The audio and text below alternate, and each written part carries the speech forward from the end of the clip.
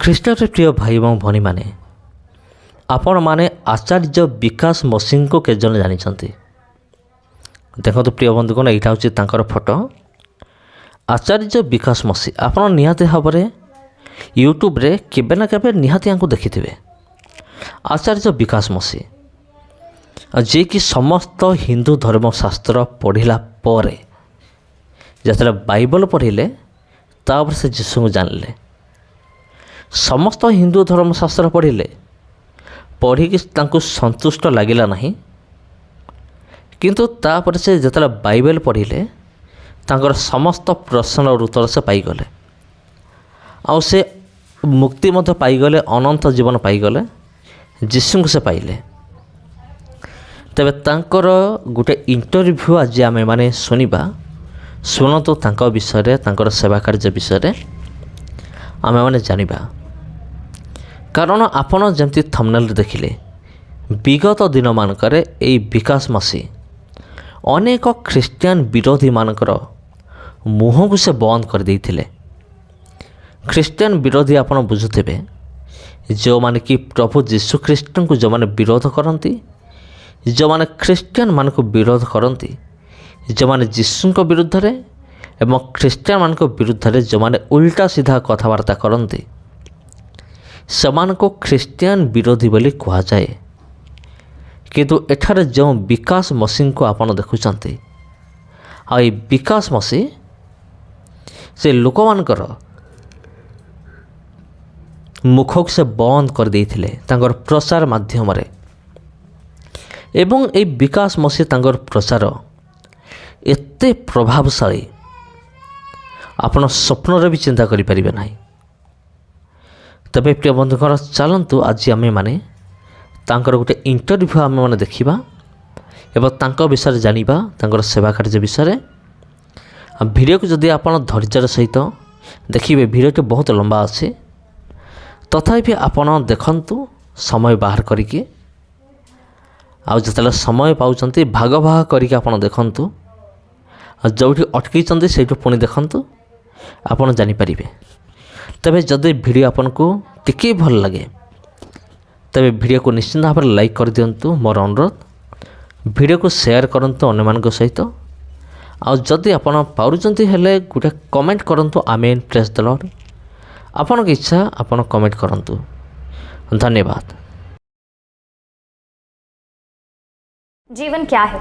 कई सारे वैल्यूज को जोड़ के एक पूरी शैली बनती है आपके जीवन की, जिसमें आध्यात्मिक मुद्दे भी होते हैं, सामाजिक मुद्दे भी होते हैं और पारिवारिक मुद्दे भी होते हैं। कई बार उतार चढ़ाव भी होते हैं। परमेश्वर अपने वचन के द्वारा इन मुद्दों के बारे में क्या कहते हैं? परमेश्वर की आवाज़ क्या है?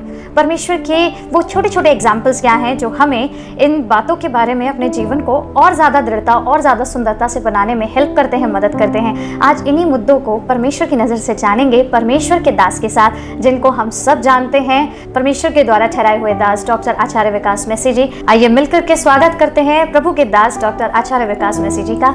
आचार्य जी, आपका बहुत बहुत स्वागत है। बहुत बहुत थैंक यू देबोरा, आपका। हम परमेश्वर का सबसे पहले धन्यवाद करेंगे कि उन्होंने हमारे लिए, जब हम इन तमाम क्वेश्चंस को, और खाली मैं ही नहीं दर्शक भी इन तमाम क्वेश्चंस के आंसर्स को ढूंढते रह जाते हैं, और परमेश्वर फिर मदद करते हैं कि हम हमारे अगुओं के पास जाएं जहां से हमें वो आंसर्स मिल सकें। बिल्कुल, आपकी बात बिल्कुल ठीक है। परमेश्वर का वचन कहता है कि उसके पास सब मनुष्यों के लिए योजना है, और उसकी योजना में हमारे लिए लाभ और उन्नति है।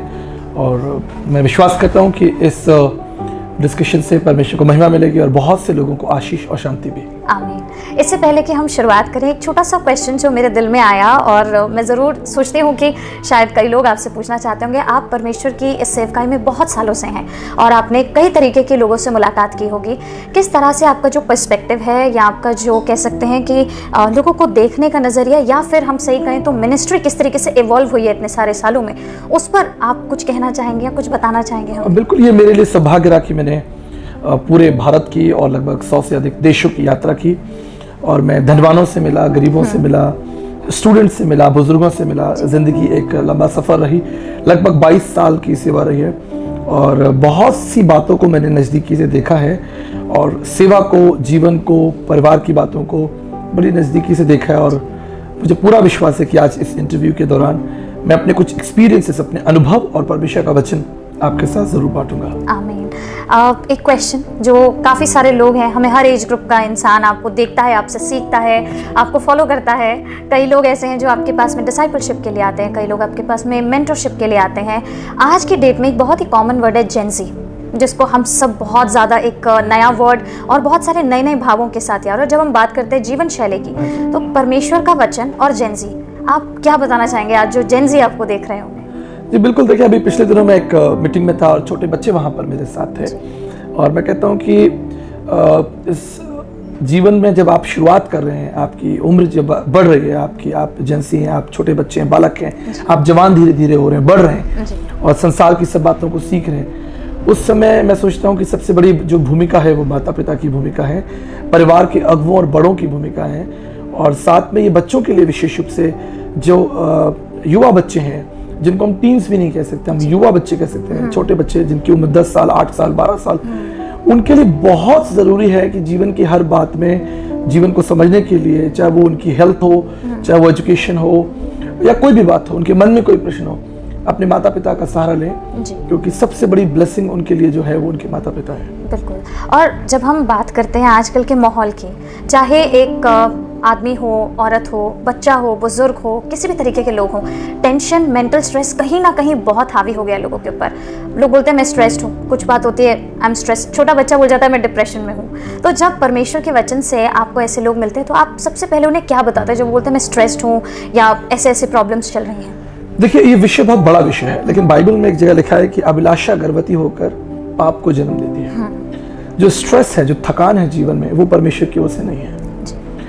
जब हमारी महत्वाकांक्षाएं बहुत ज्यादा होंगी, हमारी मतलब हर भौतिक प्रबंध को पाने की जो लालसा है, तो नो डाउट हमें स्ट्रेस होगा। आप जीवन को साधारण तरीके से जिए। प्रभु ने क्या सिखाया? आज की रोटी आज हमें दे। अगर हम आज के बारे में बात करें और बहुत अधिक भविष्य की चिंता ना करें, भविष्य के लिए कार्य करें, योजनाएं बनाएं, लेकिन बहुत अधिक चिंता ना करें। बाइबल में लिखा है धनवान होने के लिए प्रयत्न नहीं करना।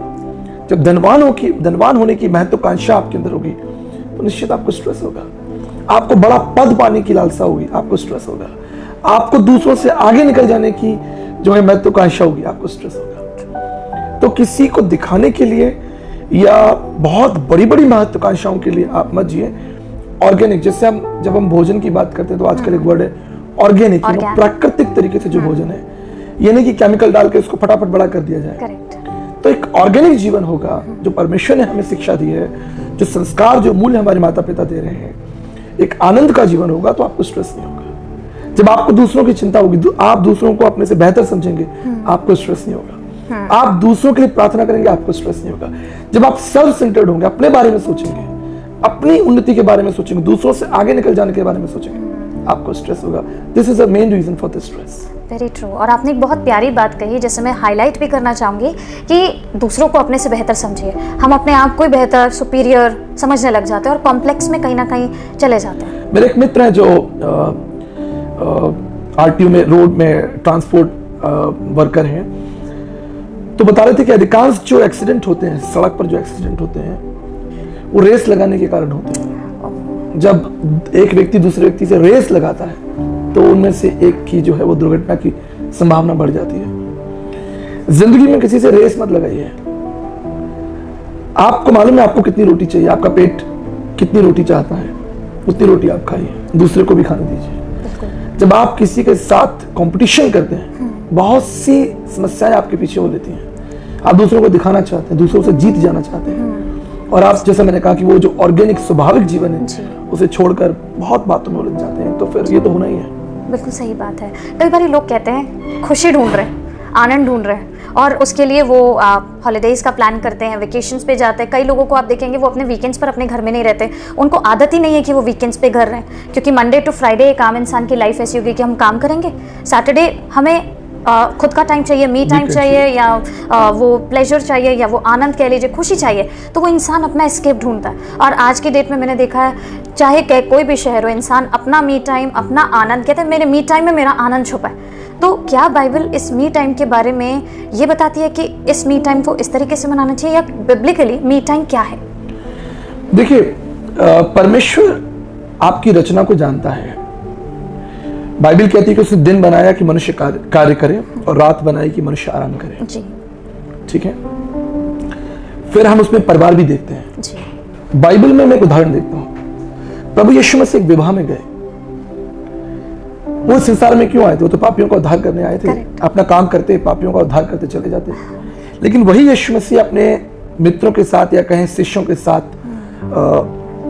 बगीचे में भी है, विवाह में भी है, और जब उनका मित्र लाजर की मृत्यु हो गई तो वहां पर भी है। जी और ऐसे कई उदाहरण हम देखते हैं कि प्रभु यीशु मसीह अलग अलग जगहों पर हमको दिखाई देते हैं। ठीक इसी तरह सोशल, मेंटल, फिजिकल और स्पिरिचुअल, ये 4 डायमेंशन हैं हमारे। अगर हम सिर्फ स्पिरिचुअल या सोशल नहीं है, जी हम समाज में लोगों से नहीं मिल रहे, हम बड़े बुजुर्गों के साथ नहीं बैठते, हम अपने बच्चों के साथ घूमने नहीं जाते, या हम अपना समय अपने मित्रों को नहीं देते, तो वो हमसे क्या सीखेंगे और हम उनसे क्या सीखेंगे? करेक्ट। उन्हें हमारी जरूरत है और हमें उनकी जरूरत है, तो सोशल होना जरूरी है। वो सोशल आप किसी बगीचे में भी जाकर बैठ सकते हैं। आप आजकल आधुनिक समय है, मॉल में लोग खाना खाने जाते हैं, जाइए, क्या दिक्कत है? अपने फैमिली के साथ, बच्चों के साथ आप जाइए। करेक्ट। पर एक बात याद रखिए, इन सब बातों में परमेश्वर को महिमा मिले। और सोशल, मेंटल, आप अच्छी किताबें पढ़ें। जब आप मी टाइम की बात कर रहे हैं तो आप अच्छी किताबें पढ़ें, आप नॉलेज गेन करें, न केवल धार्मिक, लेकिन मैं कहता हूं कि वर्ल्ड हिस्ट्री को पढ़ें, हिस्ट्री का आनंद लें, आप विज्ञान का आनंद लें। विज्ञान की बहुत अच्छी अच्छी एनसाइक्लोपीडिया आती है। मेरे घर में कम से कम 20 प्रकार की एनसाइक्लोपीडिया पढ़ी है।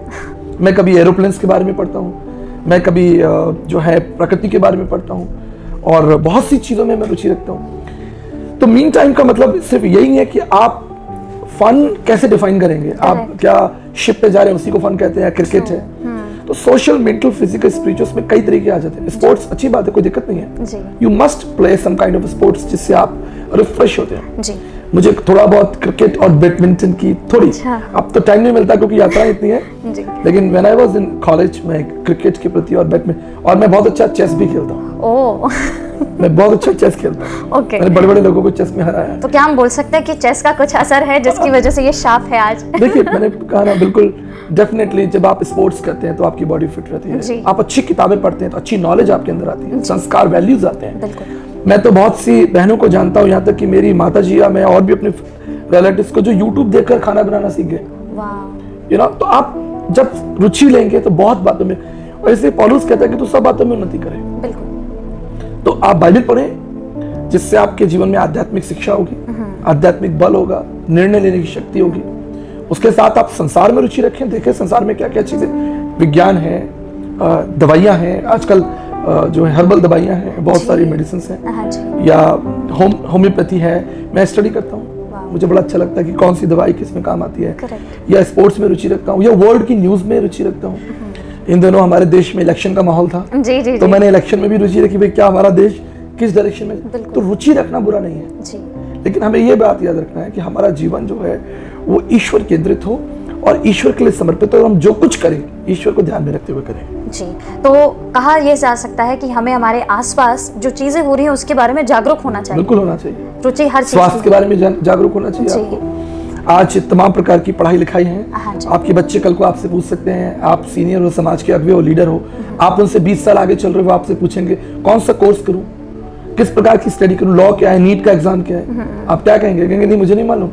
और अगर हम सब लोग ऐसे हो जाएंगे तो हम अगली पीढ़ी का क्या मार्गदर्शन करेंगे? तो अगर हमें समाज की, दुनिया की थोड़ी बहुत नॉलेज है तो हम अपने आगे वाली पीढ़ी को भी तो थोड़ा, और हेल्थ के बारे में जैसे मैंने कहा, रुचि तो सबके बारे में होनी चाहिए, और गेम खेल लेना चाहिए, कोई दिक्कत नहीं है, स्पोर्ट्स खेल लेना चाहिए। आपकी इस बात ने मुझे दोबारा से मनोबल दिया, और मैं ये आशा रखती हूँ कि मेरे फिजियोथेरेपिस्ट जरूर इसे देखे ताकि वो मुझे वापस रिज्यूम करने दें। बैडमिंटन खेलिए, देखिए आपकी हेल्थ अच्छी हो जाएगी। बिल्कुल, आप 1 घंटा बैडमिंटन खेलिए, और छोटे से जगह पर आप खेल सकते हो। क्रिकेट के लिए तो बहुत बड़ा मैदान चाहिए, 12 लोग चाहिए। बिल्कुल। और बैडमिंटन तो 2 लोग आप लोग खेल सकते हैं, तो जरूर आपको अच्छा लाभ मिलेगा। बिल्कुल। इसके साथ साथ मुझे एक और क्वेश्चन याद आया जब आप अभी बता रहे थे। मैंने कहा कि कई लोग आपके पास डिसाइपलशिप के लिए भी आते हैं, मेंटरशिप के लिए भी आते हैं। आज से कई साल पहले एक और लड़की आपके पास में मेंटरशिप के लिए आई थी, जो अभी यहीं बैठी है, और मैं बताना चाहती हूँ दर्शकों को भी कि हाँ, मेरे जो पहले परमेश्वर में मेंटर रहे हैं, जिन्होंने मुझे किस तरीके से सुसमाचार को प्रचार करना चाहिए और लोगों तक पहुँचाना कितनी बड़ी जिम्मेदारी है, इस बात का एहसास मुझे कराया आपने। और मैं परमेश्वर का धन्यवाद करती हूँ कि उन्होंने हमारे अगुवे के रूप में आपको रखा। आपके पास सिर्फ हमारे ही जैसे लोग नहीं हैं, बल्कि आपकी खुद की 2 बेटियां जो कि अब परमेश्वर की दया से परमेश्वर के राज्य में आगे बढ़ रही हो रही हैं। अब तो वो काफ़ी बड़ी हो चुकी हैं, 15 साल और 12 साल उनकी एज है। जी, तो जब आप उनको परमेश्वर के वचन के अनुसार, एक पिता की बहुत स्ट्रांग भूमिका है, और एक पिता को, या जितने भी पिता इस समय आपको सुन रहे हैं, उनके लिए क्या, माता पिता के लिए आपके पास वो क्या मैसेज है? क्योंकि जब बच्चे छोटे हैं तब इंटीग्रेट करना, सिखाना बहुत आसान है, उनको बोलना कि उंगली पकड़ के चलो चल सकते हैं, लेकिन जब वो एक अडोलसेंस एज बोल लीजिए, या 15, 16, 18, 20 उस एज में जाते हैं, तो उंगली पकड़ के चलना वो एक अलग वैल्यू है। तो उन माँ बाप के लिए आपके पास क्या संदेश है? देखिए, मैं आपको बाइबल से एक विषय बताता हूँ। अगर आप एजरा की पुस्तक पढ़ें जी, तो उसके ऊपर जो भूमिका लिखी है, एजरा की पुस्तक के ऊपर जो भूमिका लिखी हुई है, वहाँ लिखा हुआ है कि एजरा परमेश्वर की व्यवस्था का कुशल ज्ञाता था। इसलिए वो परमेश्वर की व्यवस्था का कुशल ज्ञाता था। उसने इजराइल के लोगों को संदेश दिया कि क्या सही है, क्या गलत है। आज बहुत से ऐसे माता पिता हैं जिनके पास ईश्वर द्वारा, यानी बाइबल में से जो संदेश निकलता है वो है ही नहीं। पिछले दिनों एक बहन मेरे पास में आई जिनकी उम्र लगभग 45 होगी, और वो, उनके हस्बैंड नहीं है और उनकी बेटी है, और वो अपनी बुजुर्ग माँ के साथ मेरे पास प्रेयर करने के लिए आई थी। और बातों ही बातों में उन्होंने कन्फेस किया मुझे, ये मेरे ऑडियंस ध्यान से सुने, वो जो बहन थी जिनकी उम्र 40-45 ईयर ओल्ड थी, उन्होंने अपनी माँ के सामने कन्फेस किया कि हमारी माँ ने आज तक हमें बाइबल खोलकर नहीं पढ़ाई। हम जानते ही नहीं है कि बाइबल क्या होती है। हमारे माता पिता ने कभी इसके बारे में चर्चा नहीं की, जबकि वो मसीह परिवार से थी। ये सुनकर मुझे बड़ा आश्चर्य हुआ, डबोरा, बहुत सैड है, बहुत आश्चर्य हुआ। तो अगर परमेश्वर आपके जीवन में नहीं है तो आप अपने बच्चों को क्या देंगे? आप उनकी चिंता कर रहे हैं, आप सोच रहे हैं कि वो प्रभु में बढ़े हैं, आप चाहते हैं कि उनका जीवन सुनहरा हो, प्रभु की बातों में उन्नति, पर क्या प्रभु आपके जीवन में है? बच्चे वही सीखेंगे जो आप कर रहे हैं, याद रखिएगा। अभी मैं बहुत से बच्चों को जानता हूं जो बिल्कुल अपने माता पिता को कॉपी करते हैं जी। तो ऐसा कहते हैं, समाज में ऐसा कहते हैं कि बच्चे जो हैं वो माता पिता का आईना है। बिल्कुल। तो बच्चों को हम बाद में देखें पकड़े, पहले माता पिता को देखें और पकड़े। क्या माता पिता जो है वो ईश्वर केंद्रित है? ये बड़ा सवाल है। वेल, क्वेश्चन आपका दूसरा है, तो मैं समझता हूँ आप उधर ज्यादा चाहते हैं कि मैं सीधा सीधा वहां उत्तर दूं, माता पिता की बात ना करें। जी, बिल्कुल, बच्चों का भविष्य तो हमारे हाथों में है। ये बात अलग है, आज आधुनिक समय में जो विज्ञान का और जो इंटरनेट की युग है जी, आप कितना बच्चों को कंट्रोल कर सकते हैं, सिखा सकते हैं, ये एक मिस्ट्री है। आप सिखा रहे हैं लेकिन अंदर ही अंदर वो उस चीज को ग्रिप कर रहे हैं, नहीं कर रहे हैं, आप नहीं जानते उनके मन में अंदर अंदर क्या चल रहा है। आपके साथ बैठकर वो हाँ हाँ जी जी कर रहे हैं, लेकिन कितना इन्फ्लुएंस उनके मन में मीडिया का है ये वो बच्चे जानते हैं। तो सिंस मेरी भी 2 बेटियां हैं, मुझे उनकी चिंता है, आप सबके भी बच्चे होंगे, आपको भी अपने बच्चों की चिंता होगी। पहली चीज जो आप अपने बच्चों के साथ कर सकते हैं वो है कम्युनिकेशन। आप सोच रहे हैं कि बिना बात करे सब काम हो जाएगा, नहीं हो सकता। नहीं हो सकता। आप बैठिए उनके साथ, डेली आधा घंटा बैठिए, या शाम के समय में, रात्रि के समय में जब प्रार्थना करने बैठे तो बैठिए, या उन्हें थोड़ा वीकेंड्स पे ले जाइए। आजकल एक बड़ा ट्रेंड चल रहा है डेट का। डेट मतलब अपने फैमिली डेट नहीं, जैसे कि लोग अपने बॉयफ्रेंड गर्लफ्रेंड के संग जाते हैं, डेट करने जाते हैं, रेस्टोरेंट में खाना खाने जाते हैं। बच्चों को लेके जाइए, टाइम स्पेंड कीजिए, पूछिए, आप उनकी पढ़ाई के बारे में पूछिए, जीवन के बारे में पूछिए, कौन सी चीजें हैं जो आपको टफ लग रही हैं, किन चीजों में आपको फियर है। तो मुझे लगता है कम्युनिकेशन बहुत इंपॉर्टेंट है। सेकंड इंपॉर्टेंट जो चीज है वो है एक्सपीरियंस ऑफ लव। अगर वो आपके लव को एक्सपीरियंस नहीं कर रहे, वो आप एक बॉसी नेचर हो और उनको हर समय आपसे फियर है, तो वो अपनी बात ही नहीं आपको बताएंगे। सो काइंडनेस एंड लव, बाइबल में भी लिखा है 1 कोरिंथियंस 13 में कि love is greatest in all. अगर आपके बच्चे प्रेम अनुभव करते हैं तो आपकी जो मेंटोरशिप है वो बहुत इजी हो जाएगी। बिल्कुल सही बात। आपने बात करी काइंडनेस और लव की, और काइंडनेस और लव अगर देखा जाए हर रिश्ते की बुनियाद है। जब हम बात कर रहे थे शुरुआत में पारिवारिक वैल्यूज के, आप चाहे किसी भी परिवार को देखिए, अगर काइंडनेस और लव नहीं है, परिवार खत्म। इसी के साथ में जो मेरा प्रश्न है वो भी कुछ ऐसा ही है। कई बार आप देखेंगे, आप स्टेज पर हैं अगर कुछ लोग, या फिर अगर जैसे किसी ने अपने घर में किसी को बुलाया, अपने फ्रेंड्स को, तो फ्रेंड्स के सामने, जमाने के सामने तो दे आर लाइक, वो दाऊद हैं, वो एस्तर हैं, वो अय्यूब है, मतलब ब्यूटीफुल पीपल। ऐसा लगेगा इन्हीं से ही सीखना है, बस परमेश्वर ने ये एस्तर का दूसरा रूप भेज दिया है धरती पर, ऐसा लगता है। और जब आप उनकी पर्सनल लाइफ में उनको देखते हैं तो एक ठोकर लगती है। वहाँ पर जाकर के पता चलता है तो ये तो दिखावे की ज़िंदगी जी रहे हैं। तो जब आप उनके दिखावे को देखते हैं, मतलब ये बिब्लिकल डेफिनेटली नहीं है दिखावा, लेकिन ये किस तरह से इंसान को खोखला कर रहा है और उसके रिश्तों को खोखला कर रहा है। देखिए, जैसा मैंने कहा कि कोई भी रिश्ता हो, चाहे वो पति पत्नी का हो, एक मित्र का हो या समाज का हो, जहाँ प्रेम नहीं है वहाँ यही होगा। जी। बाइबल में स्पष्ट लिखा है कि तू अपने पड़ोसी से प्रेम कर, और प्रभु ने हमें प्रेम करके दिखाया। जी। और जिसका प्रेम है वो अनकंडीशनल, उसमें शर्तें नहीं है। तो हम यही सीखते हैं कि जिस भी रिश्ते में, अगर आप ऑफिस में काम भी करते हो, जी। अगर आप अपने बॉस को रिस्पेक्ट नहीं करते हो या अपनी सबऑर्डिनेट, बिल्कुल। एक चीज और बता दो, लव का एक बहुत बड़ा मीनिंग है। बिल्कुल। लव केवल एक हस्बैंड वाइफ वाला लव नहीं है, उसमें ऑनर भी है, रिस्पेक्ट भी है, केयर भी है। ये सारी चीजें लव के अंदर ही आती हैं। तो आप अपने हस्बैंड को या अपने बॉस को रिस्पेक्ट नहीं करते या अपने पड़ोसियों को आप केयर नहीं करते, तो फिर वो इन रिश्तों का अंत यही होना है, लास्ट में यही होगा। सो मैं ऐसा सोचता हूँ कि किसी भी रिश्ते को निभाने के लिए सबसे पहले ट्रुथफुलनेस बहुत जरूरी है। जी। और आप उस रिश्ते को निभाना चाहते हैं, नहीं निभाना चाहते, पहले तो ये आप स्वीकार कर लीजिए कितना आप उस रिश्ते को ले जाना चाहते हैं। करेक्ट। उस रिश्ते को आपको लगता है कि रिश्ता मुझसे नहीं निभेगा, तो फिर वो आपको एक्टिंग करनी पड़ेगी। बिल्कुल। और वो एक्टिंग ज्यादा देर तक तो चलेगी नहीं। करेक्ट। तो आप ये देख लें कि उस रिश्ते की जरूरत आपको कितनी लंबी है। अगर आपको लगता है कि अब ये रिश्ते की जिम्मेदारी लाइफ लॉन्ग है, तो फिर उसको निभाना सीखना ही पड़ेगा, उसको प्रेम करना सीखना पड़ेगा। बाइबल में परमेश्वर ने हमसे रिश्ता रखा, निभाया, प्रेम किया। वो हमें छोड़ सकता था, त्याग कर सकता था, लेकिन ये रिश्ता टूट नहीं सकता। उसने अंत तक हमारे साथ रहे और उस रिश्ते को निभाया। So what I am trying to tell you, कोई भी रिश्ता हो, कोई भी रिश्ता हो, वह प्रेम जो है, ट्रुथफुलनेस बहुत जरूरी है। बिल्कुल। उसी के द्वारा वो रिश्ता खड़ा रह सकता है। रिस्पेक्ट बहुत जरूरी है, उसी के द्वारा वो रिश्ता खड़ा रह सकता है। बिल्कुल। आप जैसे बता रहे हैं कि एक्टिंग किसी भी रिश्ते का अंत कर देती है। आप जो ट्रुथफुल हैं वही रहिए। एक संदेश जो आप आज जितनी भी महिलाएं या जितने भी भाई, सबसे पहले महिलाओं के लिए, अगर आपके पास आज कोई संदेश जो आप यही ट्रुथफुलनेस से रिलेटेड उनको देना चाहें, फिर हम भाइयों पे भी जाएंगे और उनके जीवन के लिए भी आपसे एक संदेश चाहेंगे। देखिए, महिलाओं का मतलब मैं इसको लिमिटेड नहीं करना चाहता कि पत्नी और पति। जी जी जी। महिलाओं में माता भी है, उसमें बहनें भी हैं, उसमें जिनका विवाह हुआ है वो किसी की पत्नी है या जवान बहनें हैं, स्त्रियां हैं। मैं ऐसा सोचता हूं कि सबसे पहले आप अपने निर्माण के बारे में सोचिए। Why God created you? कोई भी चीज है, फॉर एग्जाम्पल ये दीवार पर घड़ी लगी है जी। ये जो ऊंचाई पर जो घड़ी हमने लगाई है, ऊंचाई पर, ये इसका सही स्थान है। हाँ जी। अगर आप इस घड़ी को लेकर यहाँ नीचे रख देंगे या उधर रख देंगे, सो वो उसका उपयोग सही नहीं है। बिल्कुल।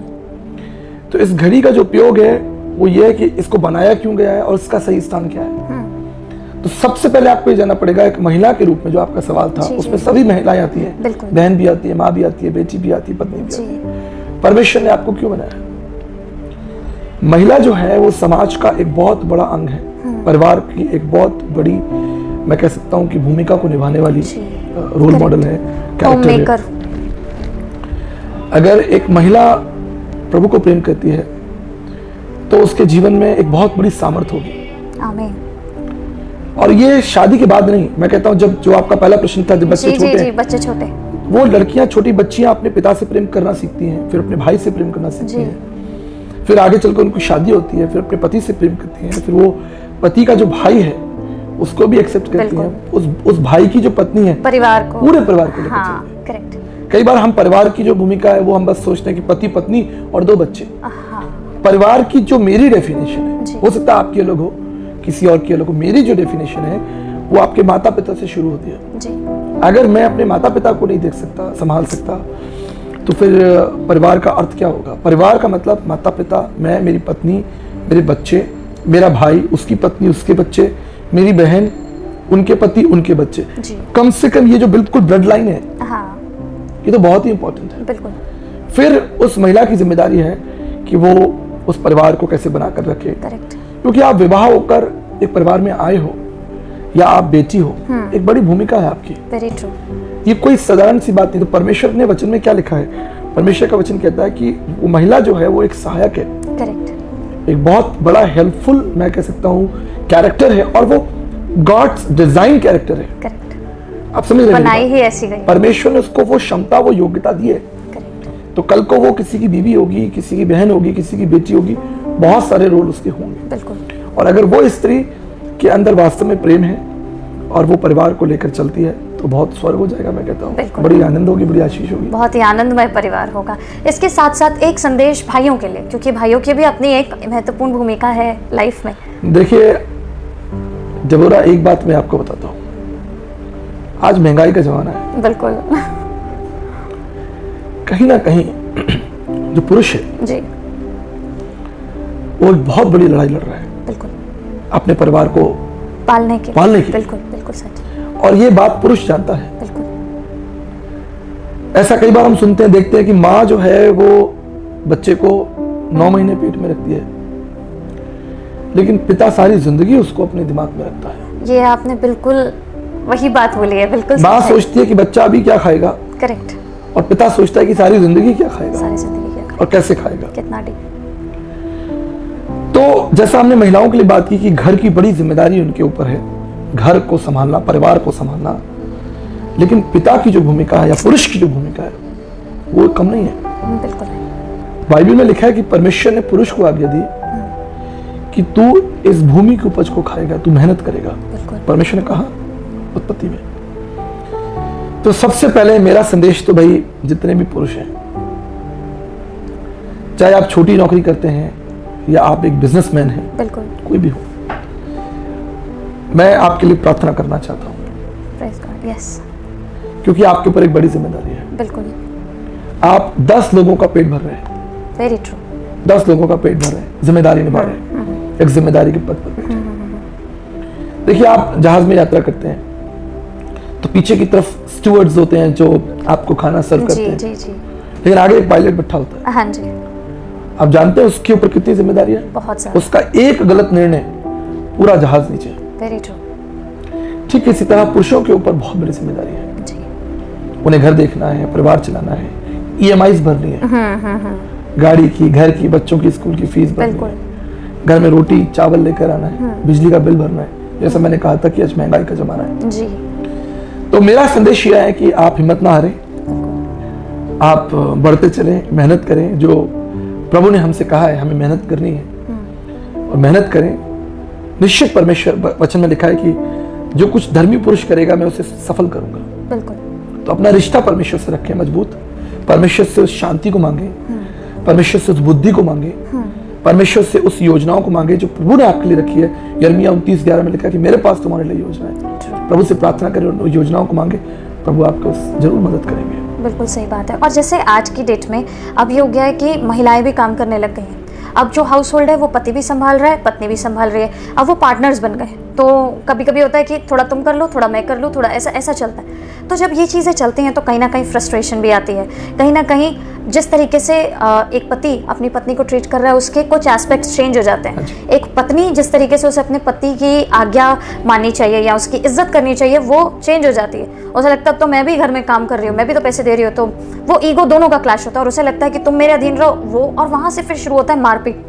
कई बार डोमेस्टिक वायलेंस आप देखेंगे कि आदमी कर रहा है, और ऐसी ऐसी लेडीज पर भी हमें देखने को मिलता है आजकल वायलेंस, जो पढ़ी लिखी हैं, काम कर रही हैं, और कई बार उल्टा होता है, वो अपने पतियों पे कर रही होती हैं। तो जब ये चीज़ें आती हैं यानी कि ये ईगो क्लैश हो रहा है। परमेश्वर ने अगर जिस तरीके से आज औरतों को भी सक्षम किया है काम करने के लिए, तो वो क्या संदेश होगा जो आप ऐसी दंपतियों को देना चाहेंगे जहाँ दोनों वर्किंग हैं?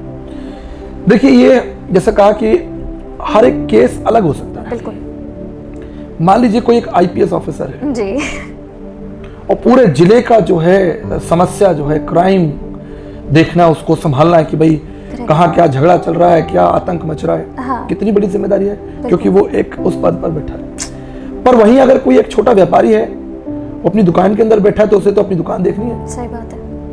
वहीं एक जज है जो ऐसे पद पर बैठा है जिसे सुबह 8 बजे से लेकर रात 8 बजे तक दुनिया के लोगों के लिए निर्णय लेने निर्भर करता है। बिल्कुल। लेकिन अगर हम इसे ईश्वरीय दृष्टिकोण से देखें, बेशक मैं इसके पक्ष में हूं कि महिलाएं या बेटियां आगे आए, डॉक्टर बने, इंजीनियर बने, साइंटिस्ट बने, पायलट बने, जो उनकी इच्छाएं हैं, जो योजनाएं उनको अच्छा लगता है, उनकी एजुकेशन बढ़े।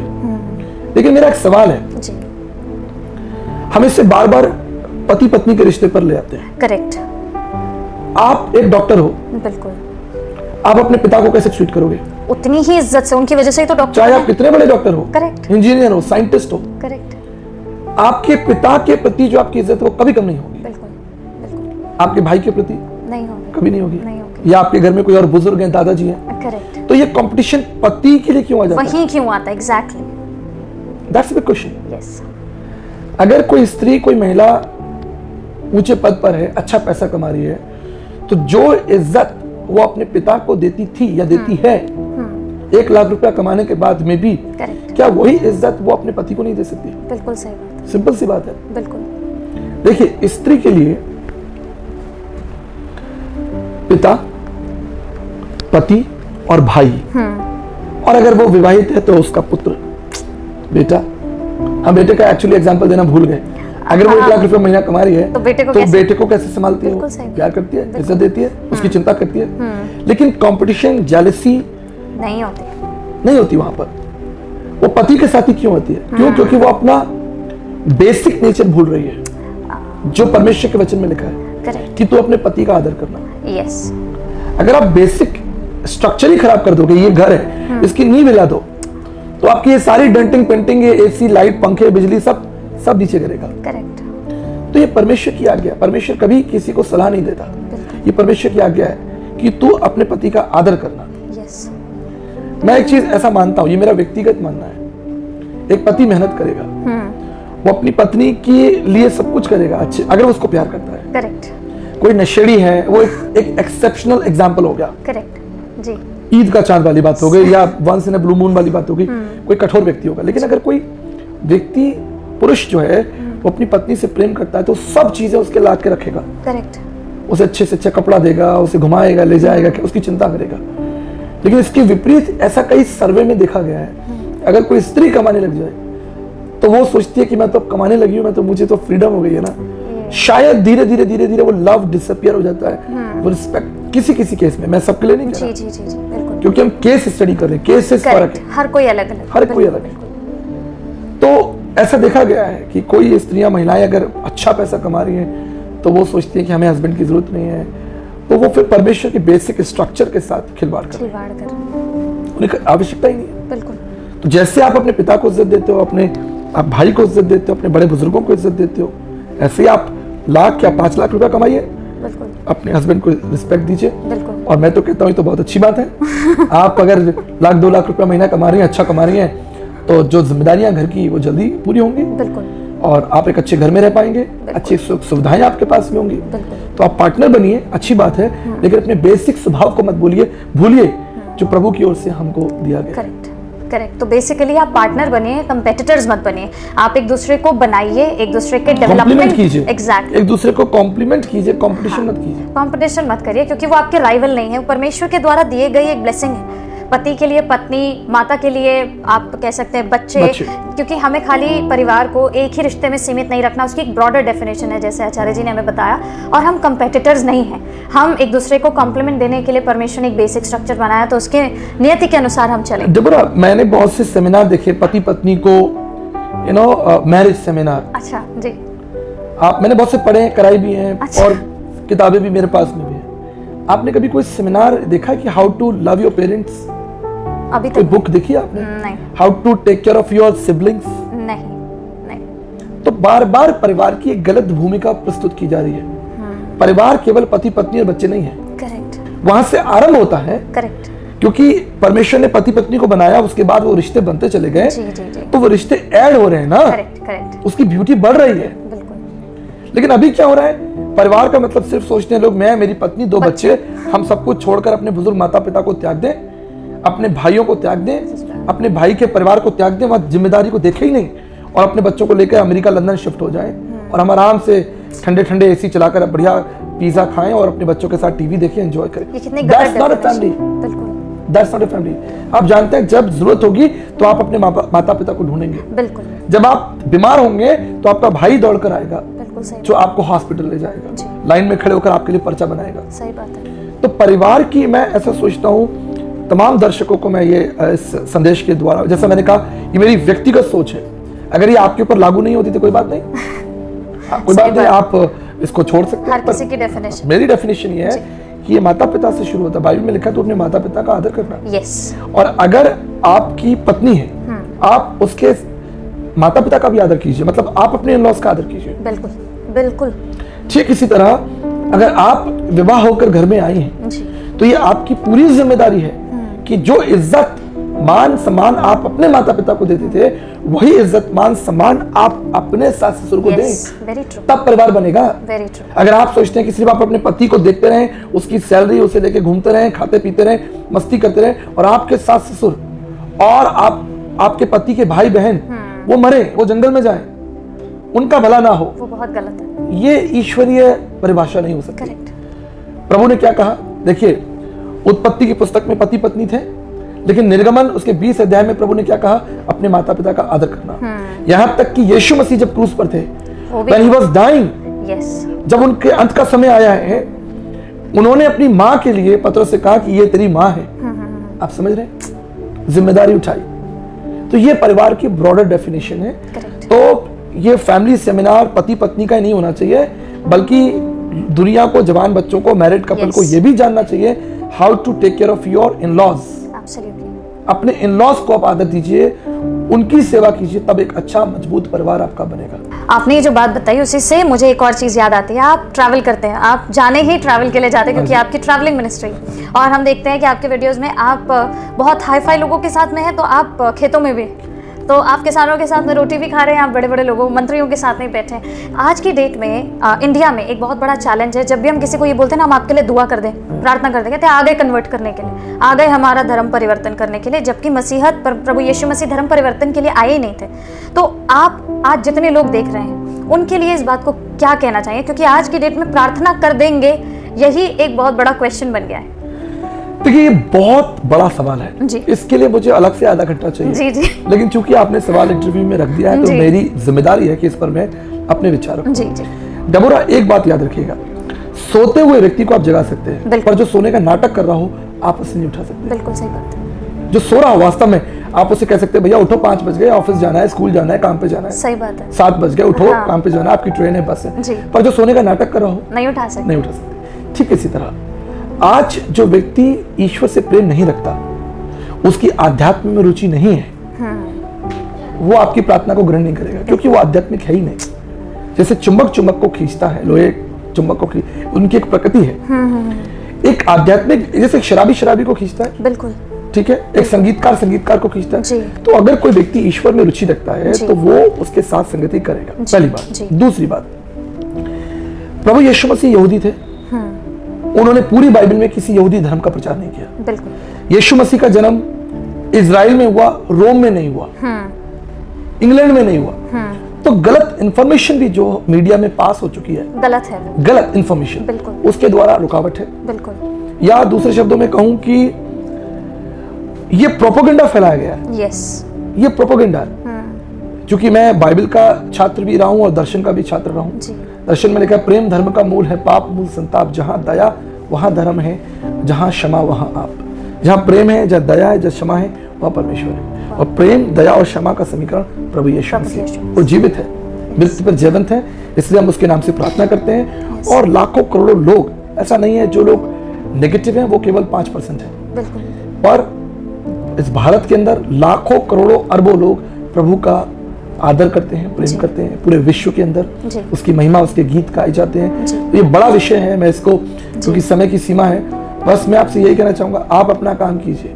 बारिश आती है, जिसको बारिश चाहिए उसको मिल जाती है। खेतों में जब बारिश पड़ती है ना, तो किसान खुश होता है, क्योंकि उसको चाहिए है। और आप सोच रहे हो यार मेरा तो क्रिकेट खेलने का प्लान था, तो चौपट हो गया, तो आपको नहीं चाहिए। आप प्रार्थना कीजिए, जिसको चाहिए होगी उसको मिल जाएगी। बाइबल में लिखा है जिसका कल्याण होना होगा उसका हो जाएगा, और जिसका नहीं होना होगा वो कल्याण वापस आ जाएगा आपके पास। बिल्कुल सही। आप तो अपना काम कीजिए। बिल्कुल। यही मेरी सलाह है। आपको ना डरने की जरूरत है, ना छिपने की जरूरत है। लोगों से पूछे, प्रभु यीशु मसीह में लिखा है प्रकाशित वाक्य 3:20 में, मैं द्वार पर खड़ा खटखटा रहा हूँ। दरवाजा तोड़ा नहीं उसने, खटखटा रहा है। तो अगर किसी को प्रार्थना की जरूरत है तो आप कीजिए। कोई आपका दरवाजा खटखटा रहा है, या आप किसी से कहते हैं डू यू नीड प्रेयर्स, कीजिए। नहीं तो कोई बात नहीं, अपने घर आ जाइए। क्या दिक्कत है? एक चीज़ अक्सर लोगों, अभी एक वीडियो वायरल हुआ था, इसी के साथ में मैं इसको ख़त्म करूंगी। एक वीडियो वायरल हुआ, बच्चे से पूछा जाता है कि क्यों मानती हो यीशु मसीह को, क्यों दुआ करती हो यीशु मसीह से, और उसकी मम्मी कंप्लेन कर रही है उस बच्चे की, ये यीशु मसीह के नाम से दुआ करती है, प्रसाद नहीं खाती है वो, और बहुत कुछ बोल रही है वो। तो बच्ची बताती है और पूरा भजन संहिता एक बता देती है। अब वो वीडियो मैंने भी देखा जी, तो सब पूरी दुनिया ने देखा। लेकिन जब बात होती है वाई जीसस, वो महाराज जी जो हैं वो जानते ही नहीं प्रभु को, उन्होंने बाइबल नहीं पढ़ी, ना उन्होंने दर्शन पढ़ा। छोड़िए बाइबल, मैं कहता हूँ उन्होंने दर्शन नहीं पढ़े। हमारे भारत में 9 दर्शन है जी, जिसमें से 6 आस्तिक हैं, 3 नास्तिक हैं जी। जो नास्तिक दर्शन है उसमें एक दर्शन है चारवाक दर्शन। जी, जी। वहां लिखा है यावत जीवत सुखत जीवत ऋण कृतवा घृत पीवते, यानी कोई ईश्वर नहीं है, भगवान नहीं है, खाओ पियो मौज करो।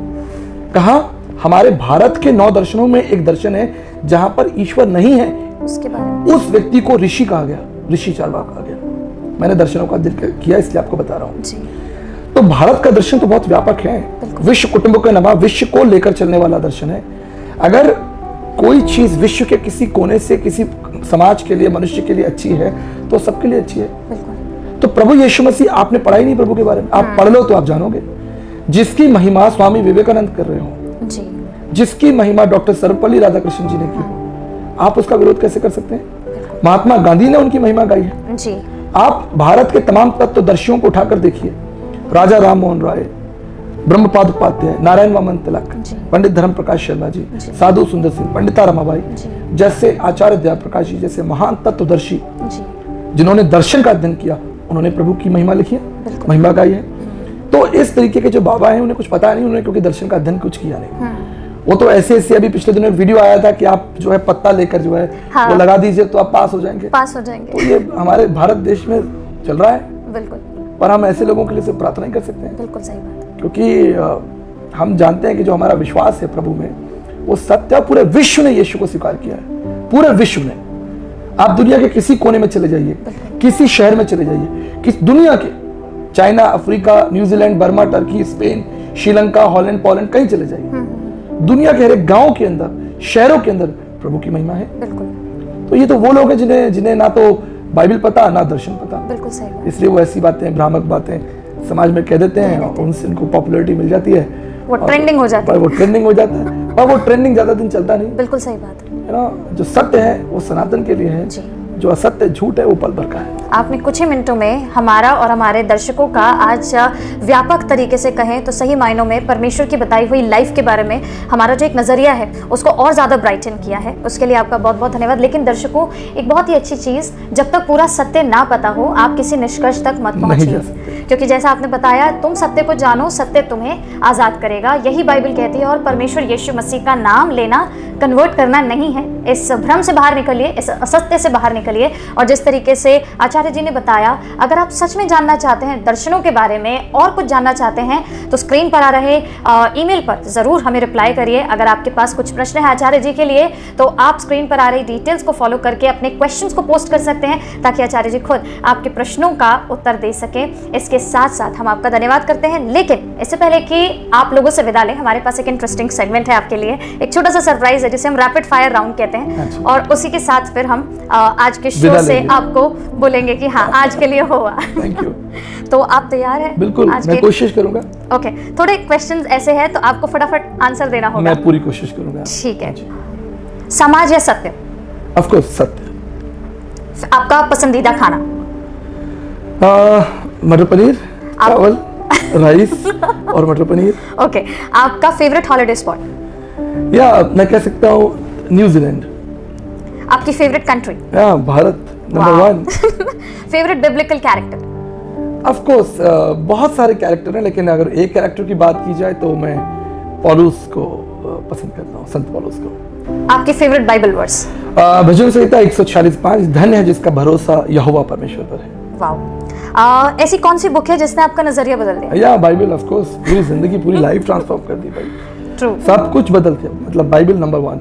अगर कोई ऐसी लैंग्वेज हो जो आपको बहुत ही मास्टर करना हो, जिस लैंग्वेज में, कौन सी हो? हिंदी के तो आप मास्टर हैं, हम जानते हैं, कोई और लैंग्वेज? आई थिंक हिंदी के पैरेलल संस्कृत मुझे अच्छी लगती है, और अगर किसी लैंग्वेज में मैं मास्टरी करना चाहूँ तो आई थिंक मैं जापानीज लैंग्वेज सीखना चाहूँगा, जापान के लोगों को प्रभु के बारे में बताना चाहूँगा। वाओ, आप बहुत अच्छे ट्रैवलर हैं। आपका नेक्स्ट ट्रैवलिंग डेस्टिनेशन?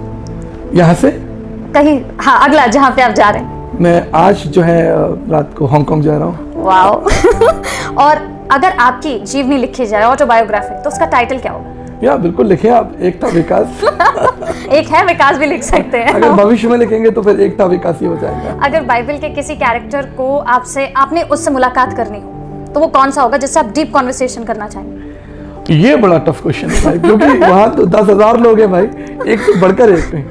लेकिन हाँ, मैं आई थिंक नोहा से मिलना चाहूँगा। ब्यूटीफुल। आप एक्चुअली पूरा वही चले गए जहाँ से शुरुआत हुई। हाँ जी बिल्कुल, नोहा इज़ वेरी इंटरेस्टिंग कैरेक्टर। उसके बारे में लिखा है, नोहा ने वो किया जो परमेश्वर ने उससे कहा, और 120 साल तक वो परमेश्वर की आज्ञा मानता रहा। 120 ईयर्स तक उसने वो काम किया जो परमेश्वर ने उसे दिया। Amazing character. आपकी एक बेस्ट हैबिट जो आपको बहुत पसंद है अपने बारे में? हैबिट थोड़ा हेल्थ कॉन्शियस।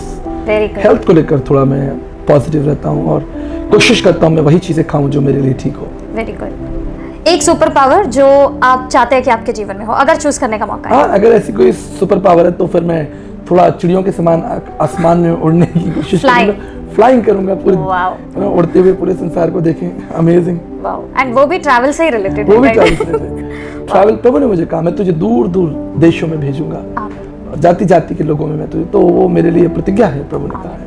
और प्रेरितों के काम 22-21। ब्यूटीफुल। और हम यही प्रार्थना करते हैं, यही प्रार्थना करेंगे कि प्रभु आपको और ज़्यादा इस्तेमाल करे और जगह जगह लेकर के जाए, क्योंकि अभी परमेश्वर ने अपने वचन में कह रखा है कि जगत के अंत तक सुसमाचार प्रचार होगा। तो हम यही चाहते हैं कि आपके द्वारा कई लोग परमेश्वर के गले में शामिल हों। आप जिस तरीके से लोगों के बीच में एजुकेशनल वैल्यूज गुरुकुल के द्वारा, कई लोग जानते हैं, गुरुकुल के द्वारा आप लोगों तक बिल्कुल, मैं गुरुकुल के बारे में यही कहूँगा, हम लोग जगह जगह गुरुकुल के क्लासेस करते हैं। भारत का इतिहास, भारतीय संस्कृति, भारतीय जो दर्शन है या भारत के जो मूल्य हैं, भारत एक बहुत सुंदर देश है और इसके बारे में हम आगे चलकर दूसरा कोई वीडियो बनाएंगे विशेष भारत को ध्यान में रखते हुए। तो गुरुकुल में हम भारतीय संस्कृति, भारतीय विचारधारा, मूल्य, भारत के आदर्श और आध्यात्म, और उसके साथ साथ जो है परमेश्वर का वचन, पवित्र शास्त्र, बाइबल की गहन अध्ययन और शिक्षा जो है प्रभु यीशु मसीह के अध्ययन को हम करते हैं और बहुत लोगों को लाभ मिलता है। जगह जगह ये क्लासेस होती हैं और स्क्रीन पर जो नंबर दिए जा रहे हैं, आप इस पर फ़ोन करके या व्हाट्सएप मैसेज के द्वारा अधिक जानकारी ले सकते हैं। बिल्कुल। और आज के लिए हम आपका बहुत बहुत धन्यवाद करते हैं कि आपने हमें समय दिया और दर्शकों को इतनी अच्छी और इतनी ज़्यादा गहरी बातें आज हमें बताई। बिल्कुल, मैंने जो कुछ कहा, जैसे मैंने कहा डिबोरा, मैंने दिल से कहा और मैंने बिल्कुल भी दिमाग का इस्तेमाल नहीं किया, सोच के नहीं बोला, मैंने जो कुछ कहा अपने मन से कहा। और हो सकता है कि मेरी विचारधारा आपके काम में आए। और कभी कभी एक चीज और है, कभी कभी विचारधारा आज नहीं अच्छी लगती, बाद में काम आती है, तो भविष्य में कभी काम आए तो भी ठीक है, अच्छी बात है। आपको रिप्ले करके देखेंगे, रिप्ले करके देख लीजिएगा, क्योंकि कई बार आपको तुरंत चीजें समझ में आ जाती हैं, कई बार कई महीने साल लग जाते हैं आपको उस बात को समझने के लिए कि वो बात का अर्थ क्या था, उस बात का मूल्य क्या था। अभी जो बातें हमने पारिवारिक की हैं, वो जिनकी शादी नहीं है उनके मतलब की नहीं है, ठीक है। और बहुत से लोग हैं, उन्हें स्वास्थ्य से कोई लेना देना नहीं, उनको तो बस खाना है। तो हो सकता है जीवन में कोई मोड़ आए जब आपको इस विचारों की आवश्यकता हो, तो अच्छी बात है। वचन में लिखा है कि तुम अपने मोती जो है वो बिखेरो, जिसके काम के होंगे वो ले जाएगा, जिसके काम के नहीं होंगे वो नहीं लेगा। आप समझ रहे हैं मेरी बात? बिल्कुल बिल्कुल, मैं समझ गई। और ये बहुत ही सच बात है कि आप अपने ज्ञान के मोती हर जगह नहीं डाल सकते। धन्यवाद बहुत बहुत आचार्य जी आज के समय के लिए। और दर्शकों भूलिएगा मत, हम अगली बारी फिर परमेश्वर के वचन से दोबारा आपसे रूबरू होंगे। लेकिन अगर आपके पास कोई प्रश्न है, स्क्रीन पर आ रहे नंबर पर जरूर हमें संपर्क करें। प्रभु आपको आशीषित करे। Thank you so much and God bless you.